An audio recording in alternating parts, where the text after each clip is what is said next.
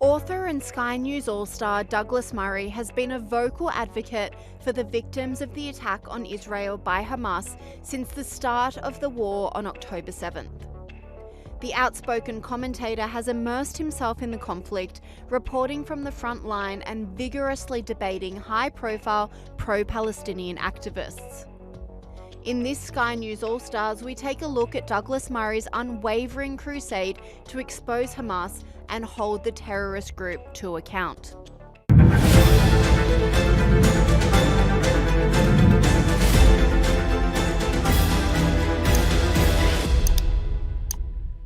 Douglas Murray clashed with pro-Palestinian guests on Sky News All-Star Piers Morgan's Uncensored program, firstly questioning their loose definition of jihad.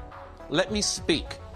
First of all, your first guest treated us to the first bit of mouthwash this evening by claiming that the word jihad can mean absolutely anything. Nonsense.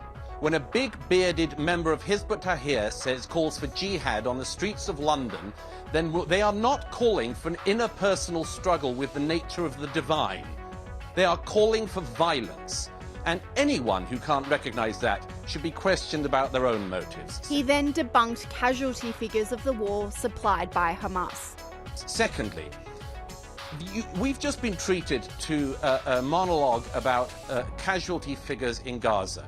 Where do these figures come from? I'll tell you where they come from. They come from Hamas. It's quite remarkable to me that 2 months after the October the 7th massacre, the Israelis still don't know the precise number of people murdered on October the 7th. There's a reason for that, because it takes time to work out massacres of that scale. One of the striking, I just don't know if either of your guests are going to allow me a word in. Because you are lying, and even the numbers from Israel, from the IDF, which are not accredited. No. You will, These are your it's numbers. really interesting hearing somebody who presents themselves as a moderate being a spokesperson for Hamas. So let me continue.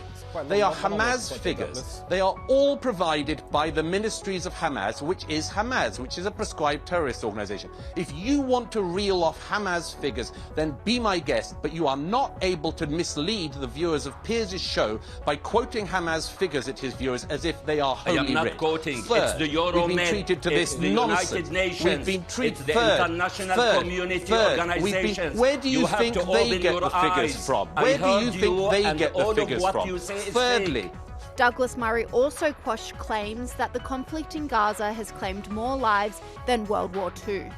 Thirdly, World War II. It is nonsense that what has been happening in Gaza has, as you said in this endless list of fallacies, that there has been more bombing in Gaza, more deaths and destruction in Gaza than during World War II. Do you know anything about World War II? Almost, do you know anything about World War II? In Dresden alone, Germany. Do you know anything about Dresden alone, take one German city. The destruction was on a scale totally dissimilar to what has been happening in Gaza. I'm taking London. very interested. I'm very interested, and I will, once again, finish this point, even if both of these boil hearts let me ask Douglas one question. Throughout this war, Douglas Murray has sought to expose Hamas as a terrorist organization and highlight the differences between the IDF and Hamas. He emphasized this point once again on Piers Morgan Uncensored. It's very important for your viewers to hear the following definition. The definition of terrorism is the deliberate targeting of innocent civilians. That is what Hamas specializes in. That is what Hamas did on October the 7th. And that's what is happening in Gaza also. Is what Israel is doing terrorism? No, for the following reason. And again, you can lie about this if you want, but do not expect not to be challenged about it. What the IDF is doing is the same manner of war as the British Army, the American Army, and all other armies in the civilized world. They target terrorists like Hamas, and there are civilian casualties. Yes, there are. But it is not the aim of the IDF any more than it is of the British or American armies to target civilians. And anyone who pretends otherwise is lying to the public watching. Douglas Murray also took aim at elite universities for encouraging the spread of anti-Semitism in a move he calls moral rot. First of all, it's the result, as the Israeli president told me in an interview yesterday, of decades of moral rot in the universities. As you say, Rita, these are places where people have lost their jobs because they've identified the fact of biological sex and haven't been willing to lie about it. These are institutions that have banned, for instance, members of the Trump administration from speaking on campus. These are institutions that have spent years telling us all about microaggressions, which don't seem to care very much about the biggest form of aggression imaginable, genocide, who've told us all about, hurty feelings and the importance of stamping out hate, and who can't condemn the most obvious and evil and prominent form of hate in history when it's put to them in Congress. I mean, none of these people are fit for purpose. I said when I saw these smirking responses from people like that president of the Penn State University, the sort of I worked out at first, what's she doing? Why has she got this knowing grin on her face? And I realized, well, first of all, it's of course sort of legalese, isn't it? It's this kind of, I'm going to give you a clever legal answer that doesn't leave my institution open to legal cases brought by, for instance, Jewish students for harassment. So she thought she was doing something terribly clever. What also, finally, I thought, Rita, was these people were talking like ChatGPT.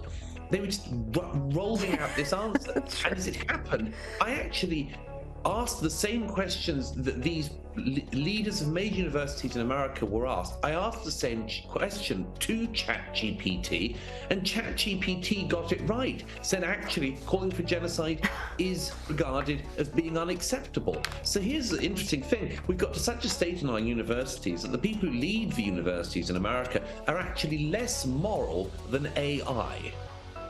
He says the pro-Palestine stance is very much a younger generation trend, saying school children are on the side of the terrorists. Yeah, I was once again not surprised, but very much shocked again by the protests you describe. It seems to be a generational issue. There's data to show that now, that where older people in Australia, America, and Britain, for instance, side with Israel in its fight against terrorism, the younger citizens of these free Western democracies seem to be on the side of the terrorists.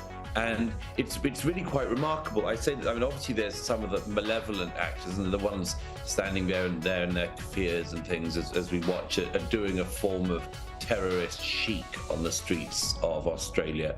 But there are also many other people at those protests who I say would perhaps 30 years ago have been at a protest for free Tibet. Remember that, Rita? You and I yes. remember that. The days when if you wanted to signal that you were a good person, you said free Tibet. And, it turned out that Tibet remains doggedly unfree. The Chinese Communist Party really turned out not to bow to the pressure of a few Devon-based sandal wearers. And they continue to repress the people of Tibet and to hold it. Of course, the situation with Free Tibet morphing into this generation has Free Palestine. Is that the Free Palestine call is a genocidal call. The Rivers to the Sea call is a genocidal call. And so, as I write, I hope these young people never get what they actually think they want. If they want a two-state solution, they should say so. But that's not what they're saying. They are talking about a Jewish-cleared Middle East, and that seems to me to be something they may well come back to regret having called for. But yes, it's a sort of chic thing, it seems, in this younger generation, in the same way that Free Tibet was. But there's one other difference which is important to state, which is, of course, one of the reasons that Tibet is not free is because the Chinese Communist Party is not vulnerable to students in Melbourne chanting. The Israeli government is, of course, a democratically elected government. It is actually vulnerable to national and international pressure when it grows. And so, this isn't such a benign call as even some of the better people taking part in these protests might imagine that it is. In addition to anti-Semitism on university campuses, Douglas Murray also slammed the woke mainstream media for pushing an anti-Israel stance. You'll notice that the New York Times has no love for Israel. The headline of this article, as I clicked on it this morning, as people around the world have clicked on it, is Israel knew of Hamas's battle plan. Now, I'm afraid that gives off a very particular spin to that particular cricket ball, doesn't it?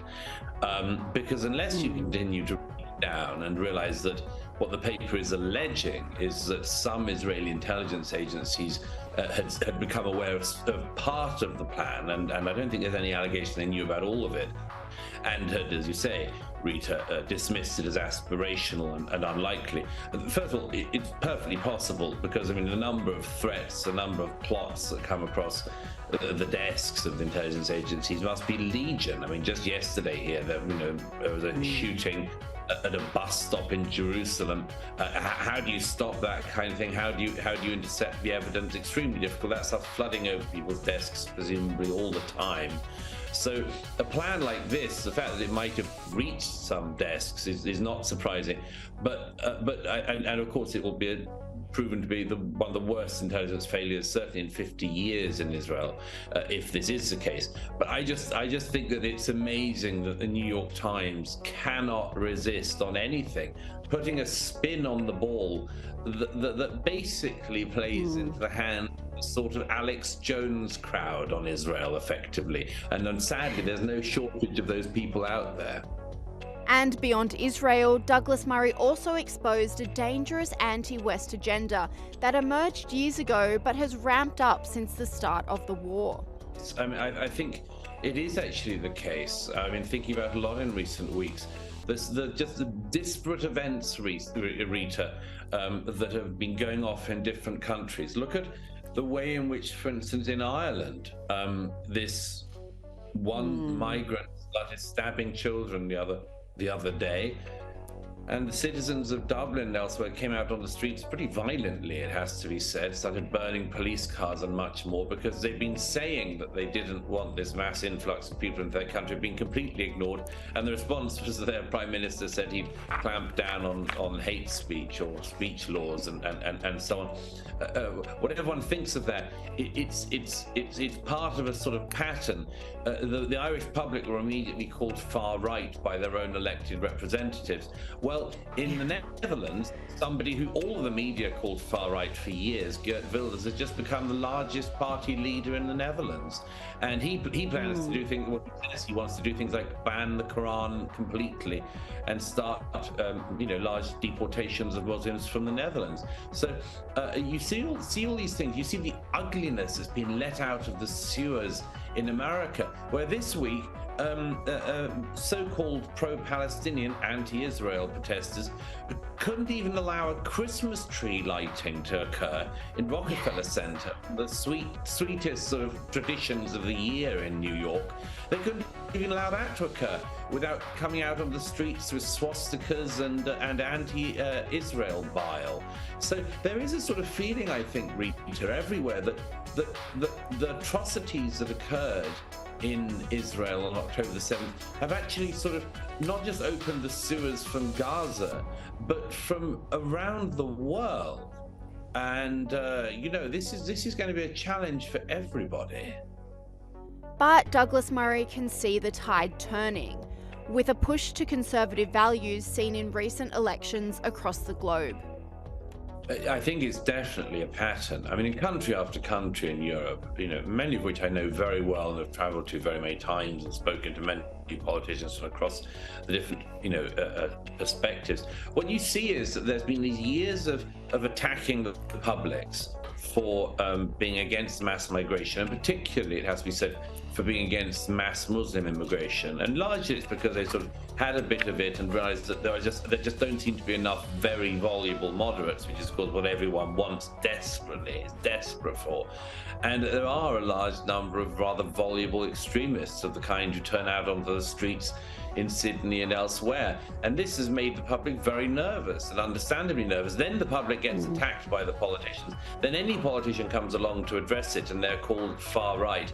And then the public public ends up sort of saying, well, you know, it could all be worse, so we'll just put our lot in with this person. As it happens, Wilders has people, you know, far further to his political side, including conspiracy theorists and much more.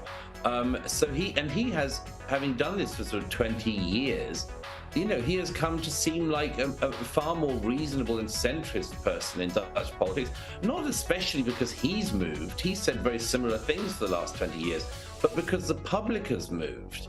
And 20 years ago, I remember I saw Geert Wilders in his office in the Netherlands, and he was the only member of his party, and he was sitting in a sort of broom cupboard in the Dutch Parliament. It was the only place they could protect him. And he's gone from being in that relatively brief period a one-man band to the leader of the largest party in the Netherlands.